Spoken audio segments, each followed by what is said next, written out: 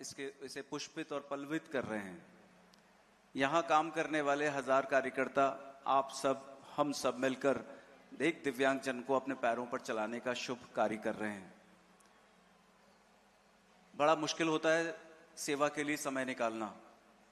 कभी कभार अवसर आता है हमारे समक्ष, कई बार हम उस अवसर को भी खो देते हैं। मेरी प्रार्थना आपसे कि यदि आप 50 वर्ष से ऊपर चले गए हैं तो कृपया हर क्षण हर पल अपने हाथ पैरों और पूरे शरीर का इस्तेमाल सेवा के लिए कीजिए और किसी कार्य के लिए मत कीजिए। यदि जीवन में सबसे श्रेष्ठ क्षेत्र है तो वो सेवा का है। इससे श्रेष्ठ क्षेत्र तो कुछ हो ही नहीं सकता। और जो ये सोचते हैं कि हम दो हमारे दो, बस यही समाप्त हो जाती है दुनिया, मैं उन्हें कहना चाहूंगा कि वसुधैव कुटुंबकम, पूरा विश्व हमारा परिवार है और उस परिवार में किसी भी प्रकार का कोई सदस्य दुखी, दर्दी, दीनहीन, असहाय नहीं रहना चाहिए। उनका दुख हमारा दुख मानकर हमें दूर करने की चेष्टा करनी चाहिए।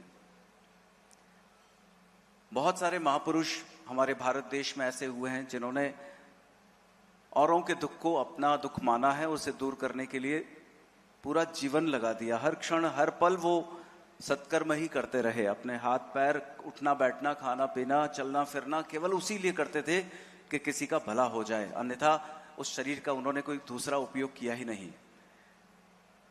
हम भी उन महापुरुषों की धरती पर निवास करने वाले एक ऐसे व्यक्ति हैं जो यदि माता पिता कहें कि मेरा बेटा एसेट है इस धरती पर, जो संस्कारों से तो सुसज्जित है ही, लेकिन वो केवल अपने लौकिक परिवार को ही अपना परिवार मानकर काम नहीं करता। पड़ोस, मोहल्ला, पंचायत, समाज, शहर, ढाणी, गांव, राज्य या पूरा भारत ही क्यों ना हो, पूरा विश्व भी क्यों ना हो, किसी की आह अगर उसके कानों में पड़ती है तो वो दौड़ा चला जाता है। ऐसे लोग एसेट होते हैं इस धरती पर।